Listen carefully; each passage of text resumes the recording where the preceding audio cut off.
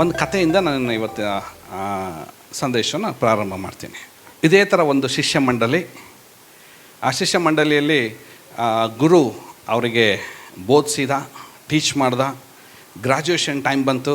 ಒಳ್ಳೆ ಗ್ರ್ಯಾಜುಯೇಷನ್ ಕೊಟ್ಟು grand celebration ಮಾಡಿ ತನ್ನ ಅತಿ ಪ್ರಿಯನಾದ ಒಬ್ಬ ಶಿಷ್ಯನನ್ನು ಮುಂದೆ ಕರೆದು ಒಂದು ಗಿಫ್ಟನ್ನು ಕೊಡ್ತಾರೆ ಅವರಿಗೆ. ಅವನು ಏನು ಕೊಡ್ತಾನೆ ಅಂದರೆ ಒಂದು ಮಿರರ್ ಕೊಡ್ತಾನೆ, ಒಂದು ಕನ್ನಡಿ ಹಳ್ಳಿ ಕೊಡ್ತಾನೆ. ಇದು ಗಿಫ್ಟ್ ನಿನಗೆ. ಈ ಗಿಫ್ಟು ನೀನು ಏನು ಮಾಡಬೇಕಂದ್ರೆ ಡೈಲಿ ಇದರಲ್ಲಿ ನಿನ್ನ ನೀನು ನೋಡ್ಕೋ. ಓಕೆ, ಒಂದು ಗಿಫ್ಟ್ ಕೊಡ್ತೀನಿ, ಡೈಲಿ ನಿನ್ನ ನೀನು ನೋಡ್ಕೋ. ಇದ್ರ ಒಳಗಡೆ ನೀನು ನೋಡ್ಕೊಳ್ಬೇಕಾದ್ರೆ ನಿನ್ನ ಕೆಟ್ಟ ಗುಣಗಳೆಲ್ಲ ಇದರಲ್ಲಿ ಕಾಣ್ತದೆ.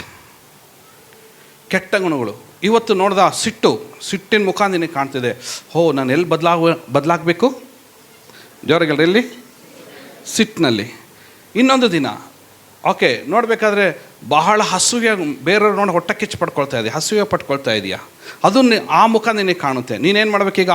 ಅದರಲ್ಲಿ ಏನಾಗಬೇಕು? ನೀನೀಗ ಆ ಕ್ಯಾರೆಕ್ಟರ್ನಲ್ಲಿ ಏನಾಗಬೇಕು? ಚೇಂಜ್ ಆಗಬೇಕು.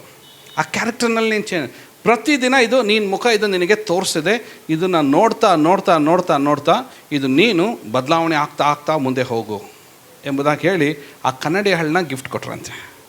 ಸೊ ಅವನೇನು ಮಾಡ್ದ, ಕನ್ನಡಿ ಹಳ್ಳಿ ತೊಗೊಂಡಿದ್ದ ತಕ್ಷಣವೇ ವಾವ್ ಎಂಥ ಗಿಫ್ಟ್ ಇದೆ, ಸೂಪರ್ ಗಿಫ್ಟ್, ಥ್ಯಾಂಕ್ ಯು ಗುರುಗಳೇ ಅಂತಂದೇಳಿ ಹೇಳಿ ಅವನು ಪರೀಕ್ಷೆ ಮಾಡಬೇಕು ತಡಿ ಇದನ್ನು ಅಂತಂದೇಳಿ ಅವನೇನು ಮಾಡ್ದ ಅಂದರೆ ಆ ಕನ್ನಡಿ ಹಳ್ಳಿ ತೆಗೆದುಕೊಂಡು ತಡಿ ನಮ್ಮ ಗುರು ನನಗೆ ಕೊಟ್ಟನಲ್ಲ ಅವನ ಮುಖ ಹೆಂಗೈತೆ ತಡಿ ನೋಡೋಣ.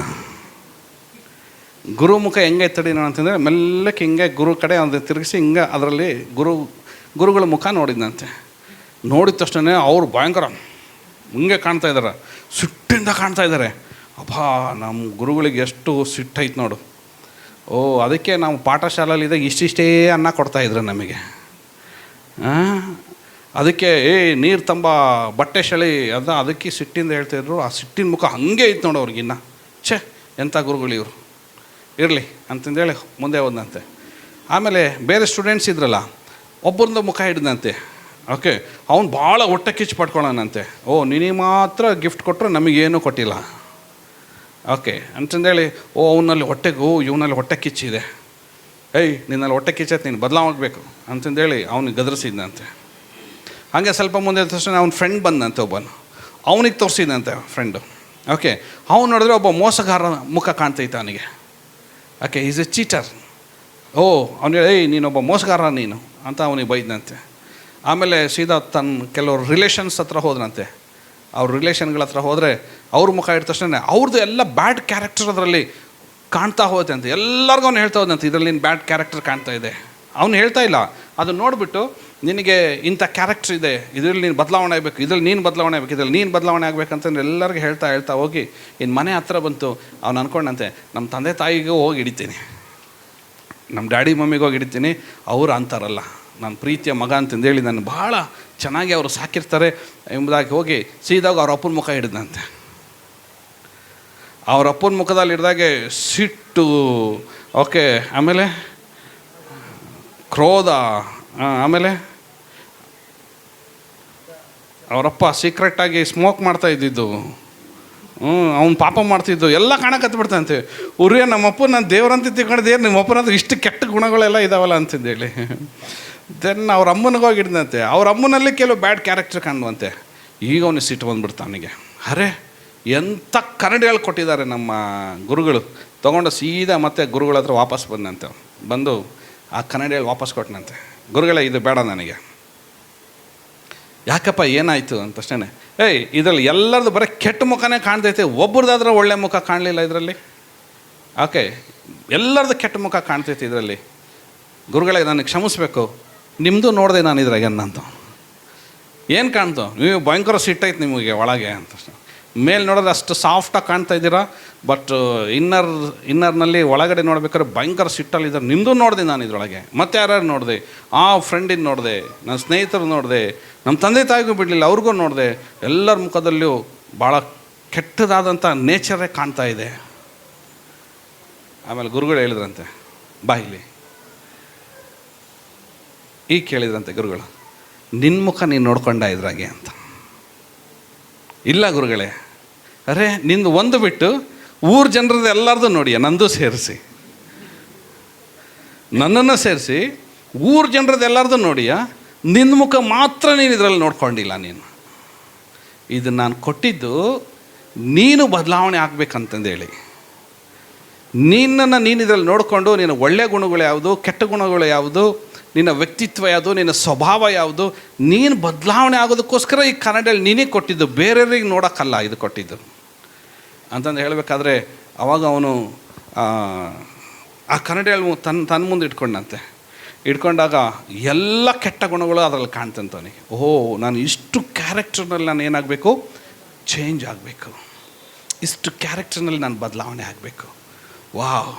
ಗುರುಗಳ ಹತ್ರ ಹೋಗಿ ಕಾಲಿಗೆ ಬಿದ್ದು ಸಾರಿ ಕೇಳಿ, ತಪ್ಪಾಯ್ತು ಗುರುಗಳೇ, ಇನ್ಮೇಲಿಂದ ನಾನು ಡೈಲಿ ಇದನ್ನು ನಾನು ನೋಡ್ಕೊಳ್ತೀನಿ ಎಂದಾಗ ಹೋಗಿ ತನ್ನ ರೂಮ್ನಲ್ಲಿ ಅದು ಮುಂದೆಗಡೆ ಹಾಕಿದಂತೆ. ಎದ್ದಿದ ತಕ್ಷಣ ತನ್ನ ಮುಖ ನೋಡ್ಕೊಳ್ಳೋನು, ಅದ್ರಲ್ಲಿ ಯಾವುದಾದ್ರೂ ಒಂದು ಕ್ಯಾರೆಕ್ಟರ್ ಬಂದಿದ ತಕ್ಷಣ ಅದನ್ನು ಬದಲಾಯಿಸ್ಲಿಕ್ಕೆ ಪ್ರಯತ್ನ ಪಟ್ಟು ಕೊನೆಗೆ ಸ್ವಲ್ಪ ದಿನ ಆಗಿದ ಮೇಲೆ ಅವನಲ್ಲಿ ಒಳ್ಳೆ ಕ್ಯಾರೆಕ್ಟರ್ ಅದರಲ್ಲಿ ಕಾಣಲಿಕ್ಕೆ ಸ್ಟಾರ್ಟ್ ಆಯ್ತಂತೆ. Very good character. ಓಕೆ, ಅವ ಸ್ಮೈಲಿ ಫೇಸು, ಡೈಲಿ ಅಂದ್ರೆ ಒಳ್ಳೆ ಕ್ಯಾರೆಕ್ಟರ್ ಕಾಣ್ಲಿಕ್ಕೆ ಹೋಯ್ತಂತೆ. ಆ ಕ್ಯಾರೆಕ್ಟರ್ನಲ್ಲಿ ಬದಲಾಗ್ತಾ ಶಿಷ್ಯನಾದನು. ಒಂದು ದಿನ ಅವನು ಗುರುವಾದಂತೆ. Price the lord. ಒಂದು ದಿನ ಅವನೇನಾದ, ಶಿಷ್ಯನಾದನು. ಒಂದು ದಿನ ಏನಾದ, ಗುರು ಆದ. ಅಂದರೆ ಶಿಷ್ಯತ್ವದಿಂದ ಗುರುವ ಸ್ಥಾನಕ್ಕೆ ಬರೋದಕ್ಕೋಸ್ಕರ ಏನು ಚೇಂಜ್ ಆಗಬೇಕಾಗಿದೆ, ಅಲ್ಲಿ ಕ್ಯಾರೆಕ್ಟರ್ ಚೇಂಜ್ ಆಗಬೇಕಾಗಿದೆ. ಆಮೇನ್. ಯಾರಾದರೂ ಯಾಕೋಬನು ಬರೆದ ಪತ್ರಿಕೆ 1ನೇ ಅಧ್ಯಾಯ 21ನೇ ವಾಕ್ಯದಿಂದ 25ನೇ ವಾಕ್ಯ ತನಕ ನಾವು ಓದೋರಾಗಿರೋಣ. ಆದ ಕಾರಣ ಎಲ್ಲ ನೀಚತನವನ್ನು ಎಲ್ಲ ದುಷ್ಟತನವನ್ನು ತೆಗೆದುಹಾಕಿ ಮನಸ್ಸಿನೊಳಗೆ ಬೇರೂರಿರುವ ವಾಕ್ಯಕ್ಕೆ ನಮ್ರತೆಯಿಂದ ಎಡೆಗೊಡಿರಿ. ಅದು ನಿಮ್ಮ ಆತ್ಮಗಳನ್ನು ರಕ್ಷಿಸುವುದಕ್ಕೆ ಸಾಮರ್ಥ್ಯವುಳ್ಳದ್ದಾಗಿದೆ. ವಾಕ್ಯದ ಪ್ರಕಾರ ನಡೆಯುವವರಾಗಿರಿ. ಅದನ್ನು ಕೇಳುವವರು ಮಾತ್ರವೇ ಆಗಿದ್ದು ನಿಮ್ಮನ್ನು ನೀವೇ ಮೋಸಗೊಳಿಸಬೇಡಿರಿ. ಬರೀ ಕೇಳಿ ಕೇಳಿ ಕೇಳಿ ಕೇಳಿ ಕೇಳಿ ನಿಮ್ಮನ್ನೇ ನೀವು ಮೋಸಗೊಳಿಸ್ಕೋಬೇಡ್ರಿ. ಯಾವನಾದರೂ ವಾಕ್ಯವನ್ನು ಕೇಳುವವನಾದರೂ ಅದರ ಪ್ರಕಾರ ನಡೆಯದಿದ್ದರೆ ಅವನು ಕನ್ನಡಿಯಲ್ಲಿ ತನ್ನ ಹುಟ್ಟು ಮುಖವನ್ನು ನೋಡಿದ ಮನುಷ್ಯನಂತಿರುವನು. ವಾವ್. ಅವನು ಹಿಂಗಂತೆ, ಕನ್ನಡಿಯಲ್ಲಿ ತನ್ನ ಹುಟ್ಟು ಮುಖವನ್ನು ನೋಡಿದ ಮನುಷ್ಯನಂತಿರುವನು. ಕನ್ನಡಿ. ಇಲ್ಲಿ ಕೂಡ ಬೈಬಲಲ್ಲಿ ಕನ್ನಡಿ ಬಗ್ಗೆನೂ ಕೂಡ ಇದೆ ನೋಡ್ರಿ. ಏನೇನೋ ಸಂಗತಿಗಳು ಬೈಬಲಲ್ಲಿದೆ, ಎಷ್ಟು ವಿಷಯಗಳು ಇದೆ. ಕನ್ನಡಿ ಕುರಿತಾಗಿ ಕೂಡ ಬೈಬಲಲ್ಲಿದೆ. ವಾಕ್ಯವು ಕನ್ನಡಿ ಆಗಿದೆ. ದೇವ್ರ ನಮಗೆ ಸ್ತೋತ್ರ ಉಂಟಾಗಲಿ. ಪ್ರೀತಿಯುಳ್ಳ ದೇವಚಂದ್ರೆ, ಇಲ್ಲಿ ವಾಕ್ಯ ನಮಗೆ ಸ್ಪಷ್ಟವಾಗಿ ಹೇಳ್ತದೆ. ಓಕೆ, ವಾಕ್ಯದ ಪ್ರಕಾರ ನಡೆಯುವವರಾಗ್ರಿ. ವಾಕ್ಯವೆಂಬ ಕನ್ನಡಿಯನ್ನು ನಿಮ್ಮ ಮುಂದೆ ದಿನಾಲು ಪರಿಶೋಧಿಸಿಕೊಳ್ಳ್ರಿ. ಈ ವಾಕ್ಯವೆಂಬ ಕನ್ನಡಿ ನಾವು ಯಾರಾಗಿದ್ದೇವೆಂಬುದಾಗಿ ಅದು ನಮಗೆ ತೋರಿಸಿಕೊಡುವಂಥದ್ದಾಗಿದೆ. ವಾಕ್ಯವು ನಮ್ಮ ಜೀವಿತದ ವ್ಯಕ್ತಿತ್ವವನ್ನು ಪ್ರಚುರಪಡಿಸುವಂಥದ್ದಾಗಿದೆ. ವಾಕ್ಯವು ನಮ್ಮ ವ್ಯಕ್ತಿತ್ವದ ಸ್ವಭಾವಗಳನ್ನು ತೋರಿಸುವಂಥದ್ದಾಗಿದೆ. ಅದಕ್ಕೋಸ್ಕರ ಕೆಲವರು ತಮ್ಮ ಸ್ವಭಾವದಲ್ಲಿ ಬದಲಾಗೋದಕ್ಕೆ ಮನಸ್ಸಿಲ್ಲದ ಕಾರಣ ಅವರು ವಾಕ್ಯವನ್ನು ಓದುವುದೇ ಇಲ್ಲ, ವಾಕ್ಯವನ್ನು ನೋಡುವುದೇ ಇಲ್ಲ. ನಮ್ಮ ಟ್ರೂತ್ ವೇ ಫೆಲೋಶಿಪ್ಪಿಗೆ ಡೈಲಿ ಬೆಳಗ್ಗೆ ಎದ್ದ ತಕ್ಷಣ ಡನ್ ಅಂತಂದೇಳಿ ಒಂದು ವಾಕ್ಯದ ಮೆಸೇಜ್ ಬರ್ತಿದೆ. ಯಾರು ಹಾಕ್ತಾರೆ ಹೇಳ್ರಿ? ಶ್ವೇತಾ ಸರ್. ಫಸ್ಟ್ ಮೆಸೇಜ್ ಅವ್ರದ್ದು ಇರ್ತದೆ. ನನಗೂ ಕಳಿಸ್ತಾರೆ. ಓಕೆ, ಸಾಕಷ್ಟು ಜನರ ವಾಕ್ಯಗಳನ್ನು ಕಳಿಸ್ತಾರೆ. ಯಾಕೆ? ಪ್ರತಿ ವಾಕ್ಯವೂ ಏನಾಗಿರ್ತದೆ ಅಂದರೆ ನಮ್ಮ ವ್ಯಕ್ತಿತ್ವ, ನಮ್ಮ ಸ್ವಭಾವಗಳನ್ನು ಬದಲಾಯಿಸಿಕೊಂಡು ಯೇಸುವಿನ ಹಾಗೆ ಆಗುವುದಕ್ಕಾಗಿ ನಾವು ಪ್ರಯತ್ನಿಸ್ತಾ ಇದ್ದೇವೆ. ಬದಲಾಯಿಸಿಕೊಳ್ಳುತ್ತಾ ನಮ್ಮ ಸ್ಕಿಲ್ಸ್, ನಮ್ಮ ವ್ಯಾಲ್ಯೂ ನಮ್ಮಲ್ಲಿ ಚೇಂಜ್ ಮಾಡ್ತಾ, ಓಕೆ, ನಮ್ಮ ಕ್ಯಾರೆಕ್ಟರ್ ಚೇಂಜ್ ಆಗ್ತಾ ಓಕೆ, ಯಾರ ಹಾಗೆ ನಾವು ಆಗೋದಕ್ಕಾಗಿ ಹೋಗ್ತಾ ಇದ್ದೇವೆ? ಯೇಸುವಿನ ಹಾಗೆ ನಾವು ಆಗೋದಕ್ಕೆ ಹೋಗ್ತಾ ಇದ್ದೇವೆ. ಹಾಗೆ ನಿಮ್ಮನ್ನೆಲ್ಲರನ್ನೂ ಯೇಸುವಿನ ಸ್ಥಾನದಲ್ಲಿ, ಯೇಸುವಿನ ಗುಣಾತಿಶಯಗಳನ್ನು ನಿಮ್ಮ ಒಳಗಡೆ ತರುವುದಕ್ಕೋಸ್ಕರವೇ ಎಲ್ಲರೂ ಕೇಳಿಸ್ಕೊಳ್ರಿ, 3 ಜನರು ಕಾರ್ಯ ಮಾಡ್ತಾ ಇದ್ದಾರೆ. ಓಕೆ, ಮೊದಲನೇದಾಗಿ ಫಸ್ಟು ದೇವರ ವಾಕ್ಯವು ನಮಗೆ ಕಾರ್ಯ ಮಾಡ್ತಾ ಇದೆ. First the word of god. ದೇವರ ವಾಕ್ಯವು ಕನ್ನಡಿ ರೀತಿಯಲ್ಲಿ ಇದ್ದು ಅದು ನಮಗೆ ಓಕೆ ನಮ್ಮ ವ್ಯಕ್ತಿತ್ವ ಸ್ವಭಾವಗಳನ್ನು ತೋರಿಸುತ್ತಾ ನಮ್ಮನ್ನು ಬದಲಾವಣೆಗೆ ನಡೆಸ್ತಾ ಇದೆ ದೇವರ ವಾಕ್ಯ. ಎರಡನೇದಾಗಿ ಪರಿಶುದ್ಧಾತ್ಮನಾದಂಥ ದೇವರು ಸಹ ನಮ್ಮ ಒಳಗಡೆ ಕಾರ್ಯ ಮಾಡ್ತಾ ಇದ್ದಾನೆ. ಪವಿತ್ರಾತ್ಮನಾದಂಥ ದೇವರು ಸಹ ನಮ್ಮ ಒಳಗಡೆ ಕಾರ್ಯ ಮಾಡುತ್ತಾ ಓಕೆ, ನಾವು ತಪ್ಪುಗಳನ್ನು ಮಾಡಬೇಕಾದ್ರೆ ಆತ ನಮ್ಮನ್ನು ಖಂಡಿಸುತ್ತಾ, ನಮ್ಮನ್ನು ಎಚ್ಚರಿಸುತ್ತಾ, ನಮ್ಮನ್ನು ಬದಲಾವಣೆ ಜೀವಿತದ ಕಡೆಗೆ ತೆಗೆದುಕೊಂಡು ಹೋಗ್ತಾ, ನಮ್ಮ ವ್ಯಕ್ತಿತ್ವ ಸ್ವಭಾವಗಳನ್ನು ಪರಿಶುದ್ಧತೆ ಕಡೆಗೆ, ನೀತಿಯ ಕಡೆಗೆ, ದೇವರ ವಾಕ್ಯದ ಕಡೆಗೆ ಪವಿತ್ರಾತ್ಮನ ನಮ್ಮನ್ನು ನಡೆಸುವಂಥವನಾಗಿದ್ದಾನೆ. ಆತನು ನಮ್ಮ ಮನಸ್ಸಾಕ್ಷಿ ಒಳಗಡೆ ಆತನ ಕೆಲಸ ಮಾಡುವನಾಗಿದ್ದಾನೆ. ನಮಗೆ ಯಾವುದು ತಪ್ಪು ಯಾವುದು ಸರಿ ಎಂಬುದಾಗಿ ಆತ ನಮಗೆ ತಿಳಿಸಿ ಪ್ರಕಟಗೊಳಿಸುವ ಕಾರ್ಯವನ್ನು ಪವಿತ್ರಾತ್ಮನಾದಂಥ ದೇವರು ಮಾಡುವನಾಗಿದ್ದಾನೆ. ಇನ್ನು ಮೂರನೇದು ಯಾರು ನಮಗೆ ಸಹಾಯ ಮಾಡ್ತಾ ಇದ್ದಾರೆ ವ್ಯಕ್ತಿತ್ವ ಬದಲಾವಣೆಗೆ ಅಂದರೆ, ನಿಮ್ಮ ಮುಂದೆ ನಿಂತಿರುವಂಥ ಸೇವಕನಾದಂಥ ನಾನು ಸಹ ನಿಮ್ಮ ವ್ಯಕ್ತಿತ್ವ, ನಿಮ್ಮ ಸ್ವಭಾವಗಳನ್ನು ಬದಲಾವಣೆ ಆಗೋದಕ್ಕೋಸ್ಕರ ನಾನು ನಿಮಗೆ ಸಹಾಯ ಮಾಡ್ತಾ ಇದ್ದೇನೆ. ಯಾಕೆ ಪ್ರತಿ ವಾರ ಇಲ್ಲಿ ದೇವರ ವಾಕ್ಯ ಬೋಧಿಸಲ್ಪಡ್ತಾ ಇದೆ? ಸೇವಕರುಗಳು ಯಾಕೆ ಪ್ರತಿ ವಾರ ದೇವರ ವಾಕ್ಯವನ್ನು ಅದನ್ನು ಓದಿ, ಅದನ್ನು ಧ್ಯಾನಿಸಿ, ಪ್ರಕಟಪಡಿಸಿ ನಮಗೆಲ್ಲರಿಗೂ ಉಪದೇಶ ಮಾಡುವಂಥದ್ದು ಒಂದೇ ಒಂದು ಉದ್ದೇಶ ಏನಂದರೆ, ನಾವೆಲ್ಲರೂ ಯೇಸುವಿನ ಗುಣಾತಿಶಯಗಳನ್ನು ಹೊಂದಿ ಅದರ ಹಾಗೆ ಜೀವಿಸುತ್ತಾ, ಗುಣಾತಿಶಯಗಳ ಪ್ರಕಾರವಾಗಿ ಜೀವಿಸುತ್ತಾ, ವಾಕ್ಯವೆಂಬ ಕನ್ನಡಿಯಲ್ಲಿ ದಿನಾಲೂ ನಮ್ಮ ನೋಡಿಕೊಂಡು ಒಂದು ದಿನ ನಾವು ಕೂಡ ಯೇಸುವಿನ ಹಾಗೆ ಮಾರ್ಪಡುವುದಕ್ಕೋಸ್ಕರ ನಮಗೆ ದೇವರು ಸಹಾಯ ಮಾಡುವನಾಗಿದ್ದಾನೆ. Somebody say amen. Hallelujah, hallelujah. ನಾನು ಹೇಳುವುದು ಸತ್ಯ ಎಂಬುದಾಗಿ ಎಷ್ಟು ಜನ ಹೇಳ್ತಾರೆ? ಕೈಗಳನ್ನು ಎತ್ತಿ ನೋಡೋಣ. Yes pastor, you are telling right. Am I right? 3 ಜನರು ಇದ್ದಾರೆ, 3 ಕನ್ನಡಿ ಇದೆ. ಒಂದು ವಾಕ್ಯವೆಂಬ ಕನ್ನಡಿ, 2ನೇದು ಪವಿತ್ರಾತ್ಮನೆಂಬ ಕನ್ನಡಿ, 3ನೇದು ಸಭಾಪಾಲಕನೆಂಬ ಕನ್ನಡಿ. ಕೆಲವೊಂದು ಸಾರಿ ನಾವು ನಿಮ್ಮನ್ನು ಎಚ್ಚರಿಸ್ತೇವೆ. ಯಾಕೆ? ನಿಮ್ಮ ಗುಣಾತಿಶಯಗಳ ಬದಲಾವಣೆ ಆಗೋದಕ್ಕೋಸ್ಕರ, ನಿಮ್ಮ ಸ್ವಭಾವಗಳು ಬದಲಾವಣೆ ಆಗೋದಕ್ಕೋಸ್ಕರ, ನಿಮ್ಮ ಕಾರ್ಯಗಳು ಬದಲಾವಣೆ ಆಗೋದಕ್ಕೋಸ್ಕರ ನಾವು ನಿಮ್ಮನ್ನು ಎಚ್ಚರಿಸ್ತೇವೆ. ಯಾಕೆ? ಎಲ್ಲಾದರೂ ನೀವು ಸೈತಾನನ ವಂಚನೆಗೆ ಎಲ್ಲಿ ವಂಚಿಸಲ್ಪಟ್ಟಿರೋ ಎಂಬುದಾಗಿ ನಾವು ನಿಮ್ಮನ್ನು ಎಚ್ಚರಿಸುವಂಥವರಾಗಿದ್ದೇವೆ. ನಿಮ್ಮ ಮುಂದೆ ಕೆಲವು ಸಾರಿ ನಾವು ಕನ್ನಡಿ ಹಳ್ಳಿ ಥರ ಬಂದು ನಾವು ನಿಂತ್ಕೊಳ್ತೇವೆ. ಪವಿತ್ರಾತ್ಮನಾದಂಥ ದೇವರು ನಿಮ್ಮ ಒಳಗಡೆ ಸಂಚಕಾರವಾಗಿ ನಿಮ್ಮ ಹೃದಯದಲ್ಲಿ ಆತನು ಮಾತನಾಡುತ್ತಾ, ನಿಮ್ಮ ಮನಸ್ಸಿನಲ್ಲಿ ಮಾತನಾಡುತ್ತಾ, ನಿಮ್ಮ ಮನಸ್ಸಾಕ್ಷಿ ಒಳಗಡೆ ಆತನು ಮಾತನಾಡುತ್ತಾ, ನೀನು ಈ ವಿಷಯದಲ್ಲಿ ಬದಲಾವಣೆ ಆಗು ಎಂಬುದಾಗಿ ಹೇಳುವಂಥವನಾಗಿದ್ದಾನೆ. ಕೆಲವು ತಪ್ಪುಗಳನ್ನು ಮಾಡಬೇಕಾದ್ರೆ ನಮ್ಮ ಮನಸ್ಸಾಕ್ಷಿ ನಮಗೆ ಹೇಳ್ತಿದೆ, no no no, you should not do this. ಇದನ್ನು ನೀನು ಮಾಡಬಾರ್ದು, ಇದು ನೀನು ಮಾಡಲೇಬಾರ್ದು. ಯಾಕೆ ಮಾಡಬಾರ್ದು? ನೀನು ಮೊದಲನೇದಾಗಿ ಪವಿತ್ರಾತ್ಮನ ಹೇಳ್ತಾನೆ, ನೀನು ದೇವರಿಂದ ಕರೆಯಲ್ಪಟ್ಟವನು. 2ನೇದಾಗಿ ನೀನು ದೇವರ ಮಗನು. 3ನೇದಾಗಿ ನೀನು ಪಶ್ಚಾತ್ತಾಪ ಪಟ್ಟು ದೀಕ್ಷಾಸ್ಥಾನ ಎಂಬ ಒಡಂಬಡಿಕೆಗೆ ನೀನು ಬಾಧ್ಯನಾಗಿದ್ದೀಯಾ. 4ನೇದು ವಾಕ್ಯದ ಆಜ್ಞೆಗಳಿಗೆ ವಿಧೇಯನಾಗಿ ಜೀವಿಸ್ತೇನೆಂಬ ತೀರ್ಮಾನ ಮಾಡಿದ್ದೀಯಾ. 5ನೇದಾಗಿ ಪವಿತ್ರಾತ್ಮನ ಮುದ್ರೆ ನಮ್ಮ ಮೇಲಿದೆ, ಯೇಸುವಿನ ಮುದ್ರೆ ನಮ್ಮ ಮೇಲಿದೆ. ಎಲ್ಲದಕ್ಕಿಂತ ಮೇಲಾಗಿ ನಿತ್ಯ ಜೀವಕ್ಕೋಸ್ಕರ ನಮ್ಮ ಆತ್ಮ ರಕ್ಷಿಸಲ್ಪಟ್ಟಿದೆ. ಹಲ್ಲೆಲೂಯಾ. ಅದು ಒಂದೇ ಒಂದು ಕಾರಣಕ್ಕೋಸ್ಕರ ಪವಿತ್ರಾತ್ಮನಾದಂಥ ದೇವರು ನಮ್ಮ ಒಳಗಡೆ ನಮ್ಮ ಮನಸ್ಸಾಕ್ಷಿ ಜೊತೆಗೆ ಆತನು ಮಾತನಾಡುವನಾಗಿದ್ದಾನೆ. ವಾಕ್ಯವು ದಿನನಿತ್ಯಲೂ ನಮ್ಮನ್ನು ಎಚ್ಚರಿಸ್ತದೆ. ವಾಕ್ಯವು ದಿನನಿತ್ಯಲೂ ನಮ್ಮನ್ನು ಸಂತೈಸ್ತದೆ, ನಮ್ಮನ್ನು ಬಲಪಡಿಸ್ತದೆ, ನಮ್ಮನ್ನು ನೀತಿಯ ಮಾರ್ಗದ ಕಡೆಗೆ ನಡೆಸ್ತದೆ. ಅದಕ್ಕೆ ಯಾಕೋಬನು ಹೇಳ್ತಾ ಇದ್ದಾನೆ, ಪ್ರಿಯ ಸಹೋದರರೇ, ನೀವು ಬಲ್ಲವರು, ಆದರೆ ಪ್ರತಿಯೊಬ್ಬನು ಕಿವಿಗೊಡುವುದರಲ್ಲಿ ತೀವ್ರವಾಗಿ, ಮಾತನಾಡುವುದರಲ್ಲಿಯೂ ನಿಧಾನವಾಗಿಯೂ ಇರಲಿ, ಕೋಪಿಸುವುದರಲ್ಲಿ ನಿಧಾನವಾಗಿರಲಿ. ಮನುಷ್ಯನ ಕೋಪವು ದೇವರಿಗೆ ಮೆಚ್ಚುಗೆಯಾಗಿರುವ ನೀತಿಗೆ ಅನುಕೂಲವಾಗುವುದಿಲ್ಲ. ಆದ ಕಾರಣ ಎಲ್ಲ ನೀಚತನವನ್ನು, ಎಲ್ಲ ದುಷ್ಟತನವನ್ನು ತೆಗೆದು ಹಾಕಿ. ಒಂದ್ಸರಿ ಎಲ್ಲರೂ ನನ್ನ ಜೊತೆಲಿ ಎಲ್ಲ ನೀಚತನವನ್ನು, ಎಲ್ಲ ದುಷ್ಟತನವನ್ನು ತೆಗೆದು ಹಾಕಿ. ವಾಕ್ಯ ಹೇಳ್ತದೆ, ಮನಸ್ಸಿನೊಳಗೆ ಬೇರೂರಿರುವ ವಾಕ್ಯಕ್ಕೆ ನಮ್ರತೆಯಿಂದ ಎಡೆಗುಡಿರಿ. ವಾ, ಬ್ಯೂಟಿಫುಲ್. ನಮ್ರತೆ ಅಂದ್ರೆ ಏನು? ಹೆಂಗೆ ನಮ್ರತೆ ಅಂದರೆ ಏನು? ತಗ್ಗಿಸಿಕೊಂಡು, ದೀನರಾಗಿ, ಅಕ್ಸೆಪ್ಟ್ ಮಾಡಿಕೊಳ್ಳುವ ಮನಸ್ಸಿನಿಂದ, ಸ್ವೀಕರಿಸಿಕೊಳ್ಳುವ ಮನಸ್ಸಿನಿಂದ. ಒಂದು ವೇಳೆ ನಿಮಗದು ಸಮ್ಟೈಮ್ಸ್ ಸಾಫ್ಟಾಗಿ ನಿಮ್ಮನ್ನು ಬಲಪಡಿಸ್ಬೋದು ವಾಕ್ಯ. ಒಂದು ವೇಳೆ ಸಾಫ್ಟಾಗಿ ನಿಮ್ಮ ಜೊತೆಗೆ ಮಾತನಾಡುತ್ತಾ ನಿಮ್ಮನ್ನು ಎಂಕರೇಜ್ ಮಾಡ್ಬೋದು. ಅಟ್ ದ ಸೇಮ್ ಟೈಮ್ ಅದು ಕತ್ತಿಯೋಪಾದಿಯಲ್ಲೂ ಸಹ ನಿಮ್ಮ ವಾಕ್ಯ ನಿಮ್ಮ ಒಳಗಡೆ ಬರ್ಬೋದು. ಎಲ್ಲರೂ ಇಲ್ಲಿದ್ದೀರಾ? ಎಲ್ಲರೂ ಒಂದ್ಸರಿ ಹೇಳಿ, ನಾನು ಇಲ್ಲಿದ್ದೇನೆ. ನಿನ್ನ ಮೂಗಿನ ಒಳಗಡೆ ಹತ್ತಿ ಇಡೋ ತನಕ, ನಿನ್ನ ಮೂಗಿನೊಳಗಡೆ ಹತ್ತಿ ಇಡೋ ತನಕ ಅಂದರೆ ನಿನ್ನ ಪ್ರಾಣವು ಹಾರಿ ಹೋಗುವ ತನಕ ದೇವರ ವಾಕ್ಯವು ದಿನಾಲೂ ನಿನ್ನ ಜೊತೆ ಮಾತನಾಡ್ತದೆ. ದೇವರ ವಾಕ್ಯವು ದಿನಾಲೂ ನನ್ನ ಜೊತೆ ಮಾತನಾಡ್ತದೆ. ನಾನು ಕ್ರಿಸ್ತನ ಹಾಗೆ ಆಗೋದಕ್ಕೋಸ್ಕರ ಪರಲೋಕ ಸಂಸ್ಥಾನಕ್ಕೆ ಸೇರುವ ತನಕ ಅಲ್ಲಿಯ ಏನು ಕ್ಯಾರೆಕ್ಟರ್ ಬೇಕೋ, ಅಲ್ಲಿ ಹೋಗಲಿಕ್ಕೆ ಯಾವ ಗುಣಾತಿಶಯಗಳು ಬೇಕೋ, ಅಲ್ಲಿಗೆ ಹೋಗಲಿಕ್ಕೆ ಯಾವ ಸಾಮರ್ಥ್ಯ ಬೇಕೋ, ಅದು ಎಲ್ಲವನ್ನು ಈ ಭೂಲೋಕದಲ್ಲಿಯೇ ವಾಕ್ಯದ ಮೂಲಕ, ಪವಿತ್ರಾತ್ಮನ ಮೂಲಕ, ಸಭಾಪಾಲಕರ ಮೂಲಕ ದಿನಾಲೂ ನಿಮ್ಮನ್ನು ಶುದ್ಧಗೊಳಿಸುವನಾಗಿದ್ದಾನೆ.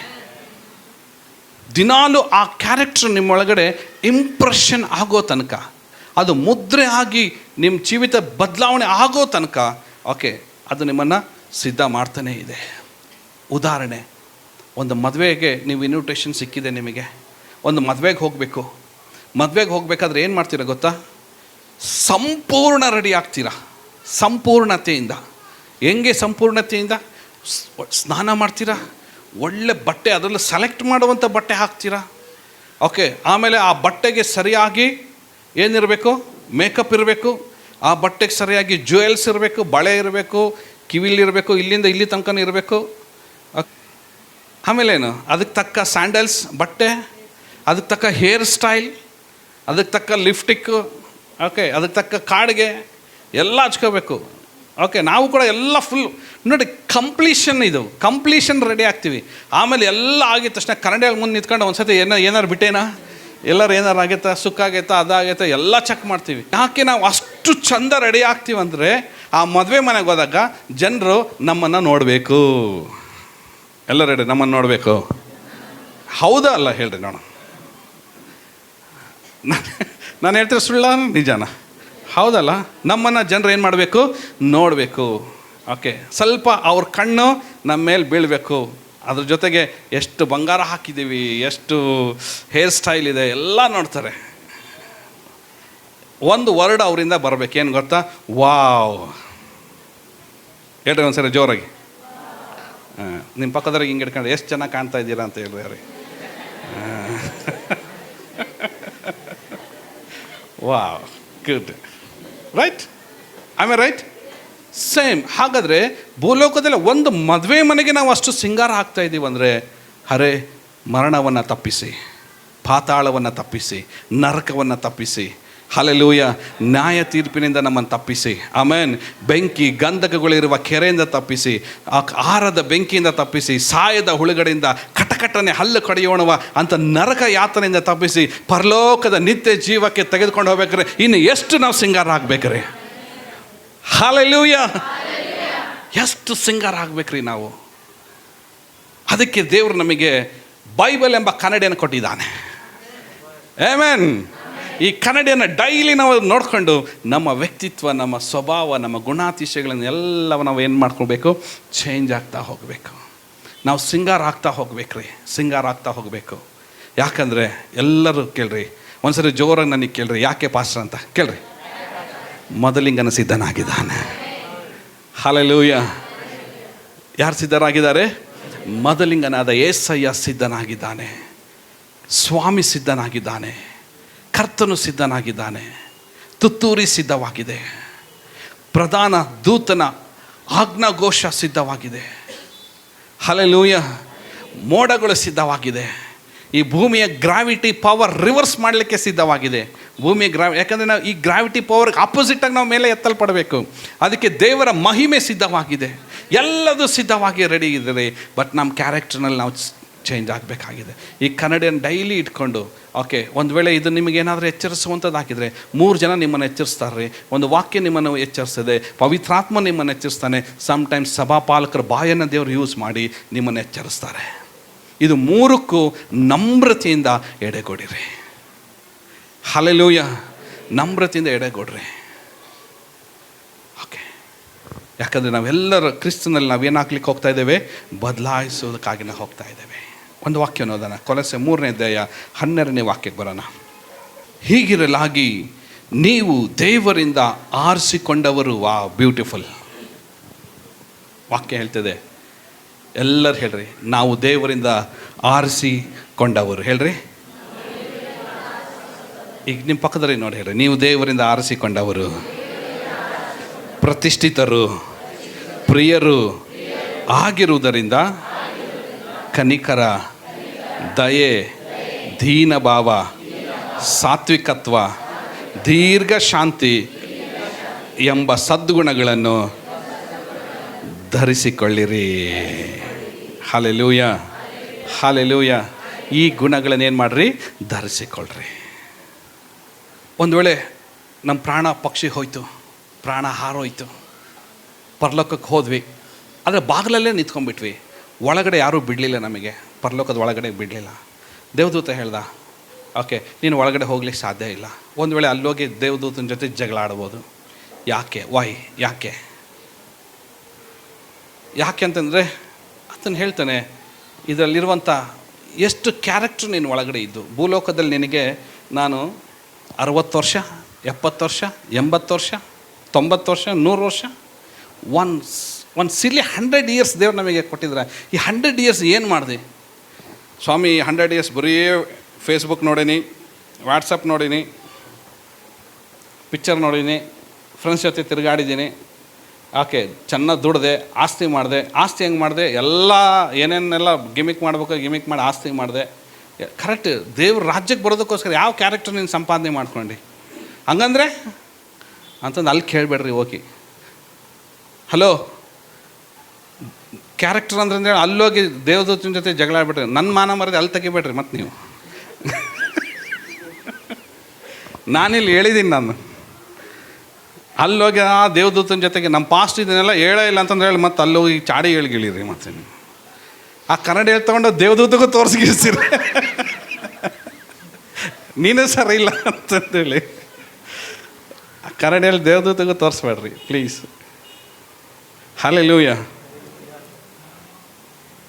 ಅಲ್ಲಿ ಹೋದಾಗೆ, ಪರಲೋಕಕ್ಕೆ ನೀವು ಹೋದಾಗ ದೇವದೂತ ನಿಮ್ಮನ್ನು ಹೂಮಾಲೆ ಹಾಕಿ ಕಿರೀಟ ಇಟ್ಟು, ನಂಬಿಗಸ್ತನಾದ ಒಳ್ಳೆ ಆಳೆ, ದಣಿಯ ಸೌಭಾಗ್ಯದಲ್ಲಿ ಸೇರು ಎಂಬುದಾಗಿ ಮಹಿಮೆಯಿಂದ ನಿಮ್ಮನ್ನು ಕರ್ಕೊಂಡು ಒಳಗೆ ಬಿಡಬೇಕು. ನಿಮ್ಮನ್ನು ಆ ಕ್ಯಾರೆಕ್ಟರ್ನೆಲ್ಲ ಹೊಂದಲಿಕ್ಕೆ ದೇವರು ನಮಗೆ ಈ ಕೃಪೆ ಕಾಲದಲ್ಲಿ ಕೃಪೆ ಕೊಟ್ಟಿದ್ದಾನೆ.